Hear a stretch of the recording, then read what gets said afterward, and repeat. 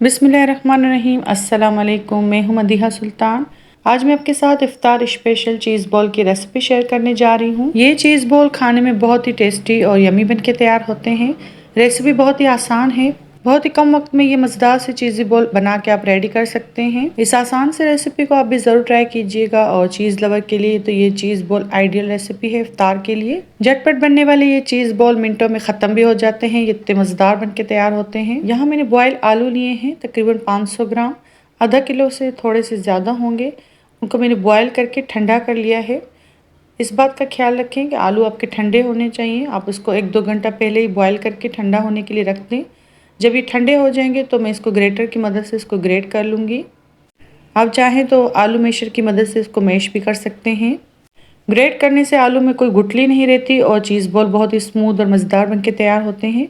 बस यही वजह होती है आलू को ग्रेट करने की।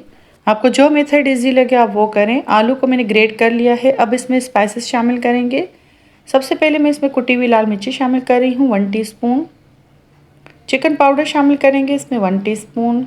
एक छोटे साइज़ की शिमला मिर्च ली है, उसको मैंने बारीक चॉप कर लिया है, ये मैं इसमें शामिल कर रही हूँ। चाट मसाला शामिल करेंगे 1 टीस्पून।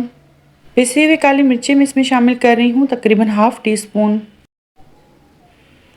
ऑरिगानो इसमें शामिल कर रही हूँ 1 टीस्पून। अगर आपके पास ऑरिगानो ना हो तो आप स्किप कर सकते हैं। साथ ही मैं इसमें नमक शामिल कर रही हूँ 1 टीस्पून। अब इन सारे स्पाइसेस को ग्रेट किए हुए आलू में अच्छे से मिक्स कर लेंगे। इस मिक्सचर में आप चाहें तो हरा धनिया भी बारीक कट करके इसमें ऐड कर सकते हैं।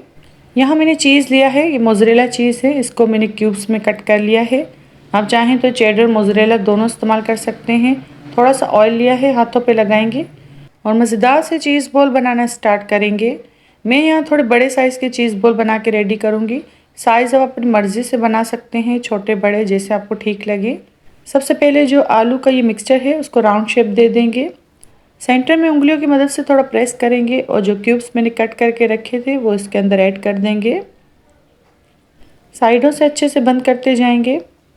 अच्छे से बंद करेंगे ताकि जो चीज़ हमने इसके अंदर ऐड किया है वो फ्राइंग के दौरान चीज़ मेल्ट होकर बाहर ना आए। देखिए बॉल शेप में ये चीज़ बॉल तैयार है। अब इसी तरह एक एक करके मैं सारे बॉल्स रेडी कर लूँगी। बहुत ही कम वक्त में और कम मेहनत में ये मज़ेदार से चीज़ बॉल आप घर पे रेडी कर सकते हैं। रमज़ान इफ्तार के लिए तो आइडियल रेसिपी है। रमज़ान के अलावा भी आप बच्चों के लिए लंच बॉक्स में भी ये रेसिपी बना के तैयार कर सकते हैं। बच्चों को तो वैसे ही ये स्नैक बहुत ही पसंद आते हैं, तो इस रेसिपी को ज़रूर ट्राई कीजिएगा। सारे चीज़ बॉल मैंने रेडी कर लिए हैं। अब इसकी कोटिंग करेंगे। कोटिंग के लिए मैंने 2 अंडे लिए हैं, उसको अच्छे से फेंट लेंगे। अंडे और ब्रेड क्रम्स की इसकी डबल कोटिंग करेंगे। ब्रेड क्रम्स मैंने घर पे बना के तैयार किए हैं ब्रेड को लेके। सबसे पहले चीज़ बॉल को हम अंडे में डिप करेंगे। अच्छे से अंडे की कोटिंग करने के बाद ब्रेड क्रम्स भी ऐड कर दूंगी और इसके बाद ब्रेड क्रम्स की कोटिंग करेंगे। जब अच्छे से ब्रेड क्रम्स की कोटिंग हो जाएगी तो फिर मैं वापस इसको अंडे में शामिल कर दूँगी और अच्छे से अंडे की फिर से कोटिंग करेंगे। इसके बाद फिर से मैंने इसके ऊपर ब्रेड क्रम्स लगा दिया है, तो ये डबल कोटिंग हो गई। इससे ये होगा कि जब ऑयल में आप पोटैटो चीज़ बॉल को फ्राई करेंगे तो उसकी चीज़ मेल्ट होकर बाहर नहीं आएगी और ये खुलेंगे नहीं। तो मज़ेदार से चीज़ बॉल रेडी है। अब इसको फ्राई करेंगे। यहाँ ऑयल को मैंने गर्म होने के लिए रख दिया था। अब इसके अंदर एक एक करके चीज़ बॉल ऐड कर दूँगी। शुरू में हम इसको टच नहीं करेंगे। जब ये चीज़ बॉल अपनी पोजीशन होल्ड कर लेंगे तो हम इसको टर्न करेंगे और इतना फ्राई करेंगे इसके ऊपर गोल्डन ब्राउन कलर आ जाए। आँच मैंने मीडियम ही रखी है, ज़्यादा लो फ्लेम पर इसको फ्राई नहीं करेंगे वरना जो चीज़ हमने इसके अंदर ऐड किया है वो मेल्ट होकर बाहर निकलना शुरू हो जाएगा। तो इस बात का ख्याल रखिएगा। और ये मज़ेदार से चीज़ बॉल रेडी है। आप देखें कितने क्रंची और क्रिस्पी बन के तैयार हुए हैं।